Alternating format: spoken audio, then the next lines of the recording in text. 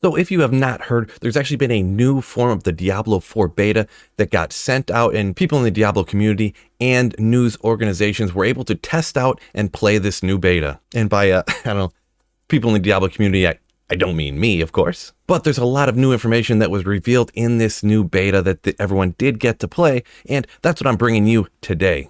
Now, I ended up gathering this information from a ton of different sources, from places like IGN, even other content creators on YouTube, Riker, from Dobrunsky, people like MacroBioBoy and BT Neanderthal also had a lot of information on this. If you don't know about these people, make sure you look them up and give them a follow, because there are other great Diablo content creators here on YouTube. And I spent hours and hours, probably like 4 hours, going over all this different information to see everything new that was in this new beta release. Some of this is older information that you kind of need to add context to this new information, so I'm going to put a lot of different stuff in this video.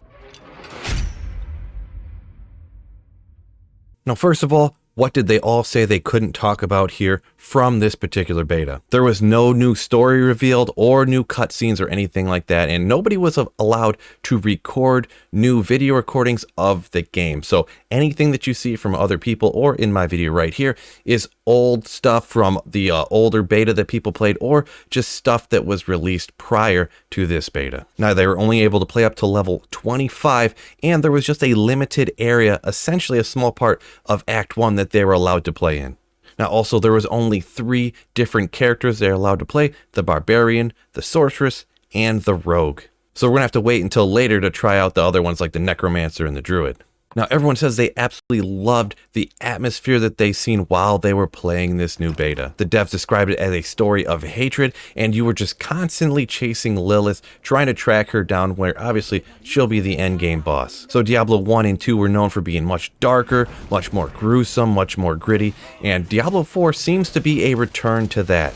So anything that's ever mentioned to be more like Diablo 2, I'm obviously going to like that way more than something that's being mentioned to be like Diablo 3. I'm really glad there aren't all them super crazy, bright, fanciful colors like in Diablo 3. So to start off the game character creation, you start off around that campfire. Once again, I love to mention, much like in Diablo 2. Each character you can decide to be male or female. You can change up the different looks of the faces, different piercings, tattoos, scars, hair, all different kinds of things like that. It is important to note, though, you're not going to be able to make some little tiny barbarian or some giant ripped, jacked like rogue or something like that. Each character type has a sort of base standard model that you're going to start from. Now, while this character customization is really cool, it's cool looking when you do it. When you're actually playing the game, you got your gear on, you're kind of far back with the whole third-person, top-down type of model gameplay. You can't really notice all this different changes, but it is cool that you can customize it in that way.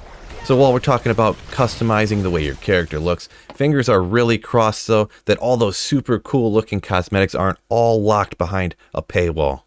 Now, what is there actually to do in Diablo 4? We'll start off with, and the most obvious, there is obviously going to be a main quest line. Now, at the very beginning of the game, this is the only thing you're going to be able to do and progress through, but in very short order, you can jump into doing all different kinds of things. There's side quests all over the place, from whether it's rescuing some person's son, or some monster stole your family jewels and you gotta go get it for them. A bunch of different little side quests just like that, kind of in any RPG. You can get out there, discover all the different towns that there are. They'll have those treasure goblins popping up that you can go chase down and slaughter and hopefully get some sick loot. And there's even these random pop-up mini events where you'll just be running along and all of a sudden monsters will kind of jump out or something will pop up and you can take out this certain event. Maybe there'll be a boss even at the end of it to get you some good loot and experience. You'll once in a while come across also these altars of Lilith. Now, these will have different types of things that you can do, but at the end, just know obviously you're going to be once again slaughtering those demons, and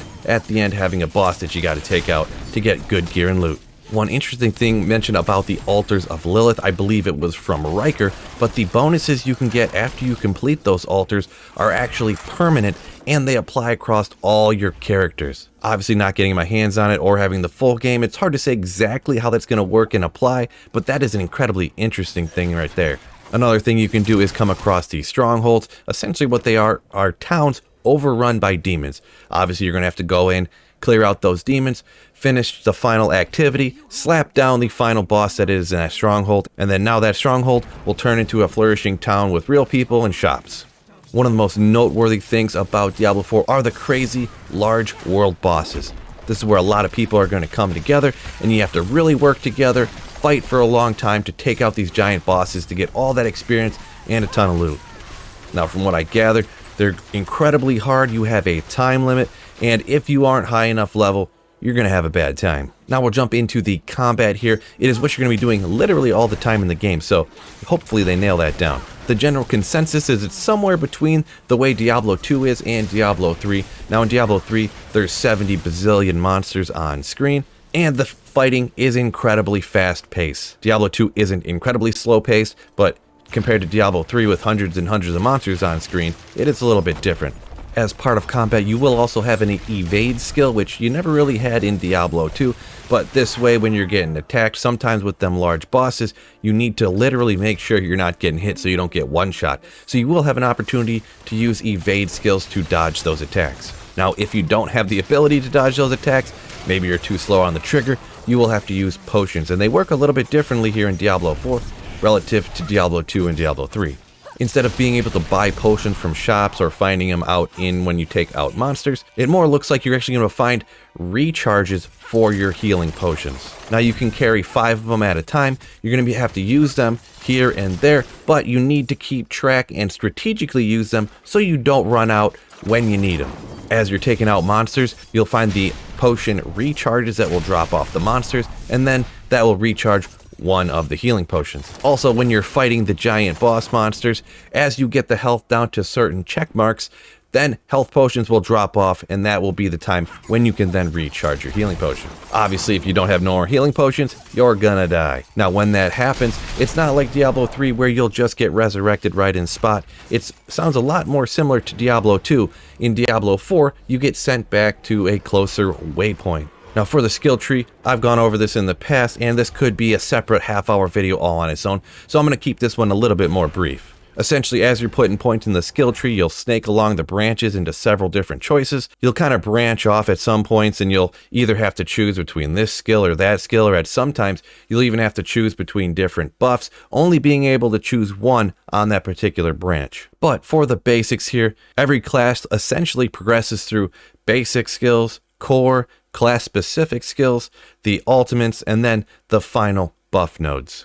Like I mentioned at the start, for this particular beta, there's only the 3 different classes that anyone was able to play. That's the rogue, which you can do ranged or kind of melee different type of attacks, and you can even do a melee where you're more of sneaking and quick, or you can get right up in there fighting some of that close combat. Then there's a sorceress, obviously, similar to every other sorceress in every other type of fantasy game. You've got lightning, fire, and cold damage, or you could probably work some kind of combination of them.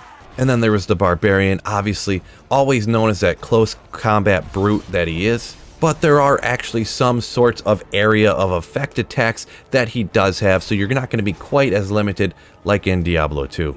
Now each class is going to have some sort of special system. Now the sorceress, for example, has the enchant system. Now for this, you're going to actually have 2 extra skills on top of all of your normal skills that you can have to use at any time. Now in the way that this differs from other classes, we'll jump into the rogue and kind of explain it. You can select from 3 different specializations, which essentially consists of active and passive buffs. And you're actually able to equip more items in the sorceress. You can equip 2 single-handed weapons and 1 two-handed ranged weapon. And then the barbarian has its arsenal system. You can equip 2 one-handed weapons and actually 2 separate types of two-handed weapons.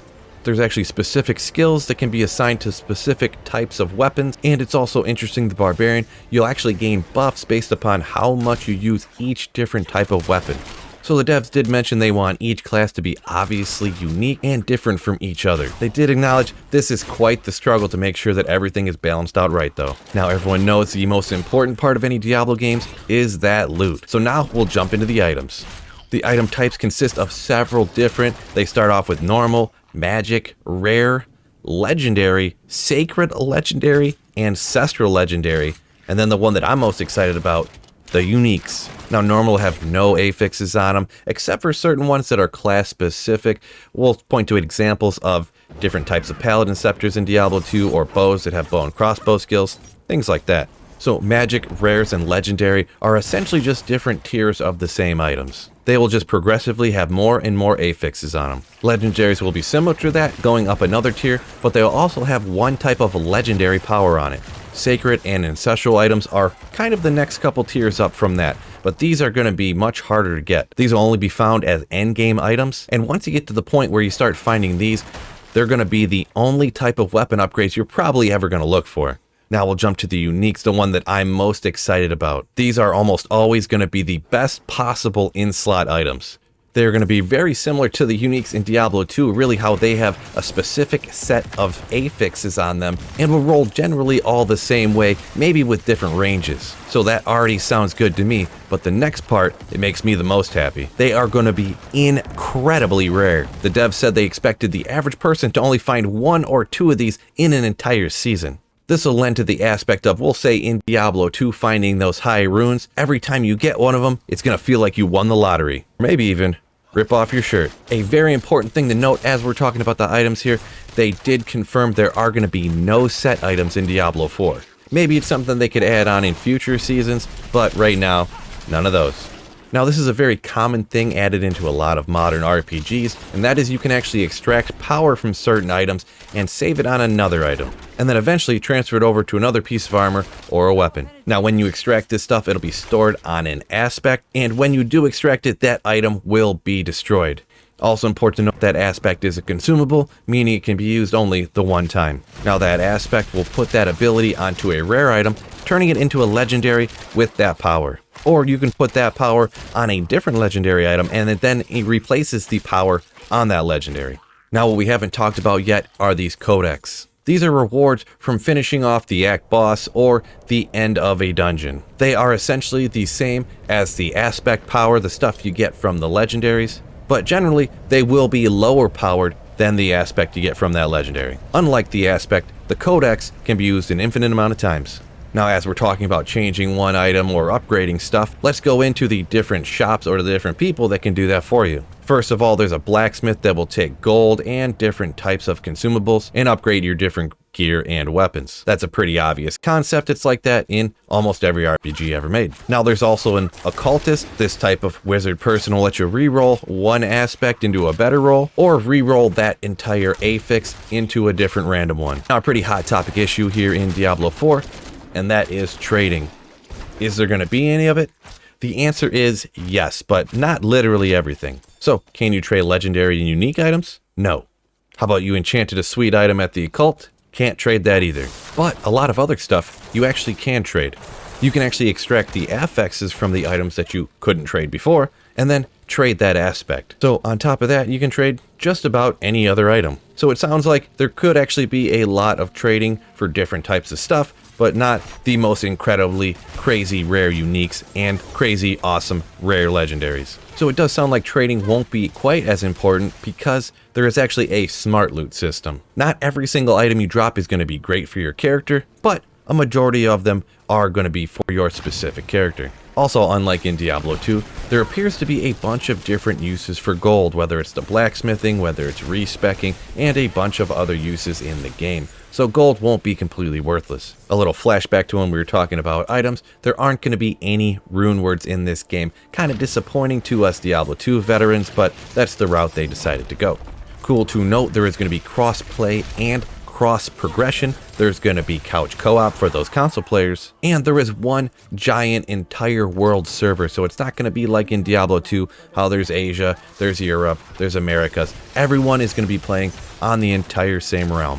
So I don't know if it was officially announced before. I think they were trying to decide on the exact length, but each season's going to be 3 months. And they did say they want regular story expansion. Not one, not two, but they said regular. So it sounds like there's going to be constantly new stuff for us to do in the future. To wrap it up, it's important to note what was not in this particular beta. There was nothing outside of the first zone. Everyone was constricted just to that. There was absolutely no view of the PvP realm since those are in later sections of the game. There was absolutely nothing seen of the endgame content. There was no Hell Tides, no Nightmare Dungeons, no Tree of Whispers, and you didn't get to see any of the Paragon boards. All of that stuff, obviously, different types of endgame mechanics. Now also, not as important I feel for this, but there was also nothing seen of the mounts. One important part to touch on, I'm not going to go crazy into depth, but I feel like I'm a little bit on the outside with this particular opinion or perspective. There was a little bit seen of the respecking system. Now, they only could play up to level 25, and everyone pretty much said it was not difficult or too expensive to respec up until that point. Now, I can only take the devs by their word, but they said once you finish a character, it's going to be way too costly to fully respec down and try a different type of build with that character. You're going to be better off just playing through the entire game again. Now, I personally see this as a terrible idea if I play all the way through the game and completely max out a character and I realize, hey, this other type of build is way more powerful than the one I have. Well, do I really want to spend 3, 4, 5 weeks maxing out an entire another character? I feel like this is going to lead people to just give up on that particular ladder and maybe start over at the beginning of the next one with everybody else. This exact type of respec system is going to cause people to literally stop playing the game. So I brought this opinion up, or this idea. I think maybe they should give you 1 free respec a week or something along those lines, so you're not literally stuck into a build for eternity, not ever being able to try something new. Because I can tell you what, I don't know if I'm like the average person or not, but I'm not going to play through the entire game again for a month just to try a different skill for the barbarian. Maybe that's just me. Maybe that's not completely accurate to how it's going to go because we haven't played that full end game and had the ability to fully respec a character yet. So I'm going to wait and see on the complete judgment. But if it is what the developer said it is, I think it's a little bit of a bad path. So that's all I wanted to bring you for this video. Head down in the comments and let me know your opinions on what you've seen and heard about Diablo 4 so far. Don't forget to hit the like button for me. You know it helps out in the YouTube algorithm. And subscribe up so you never miss any of my future Diablo 4 videos. Peace out and keep slaying.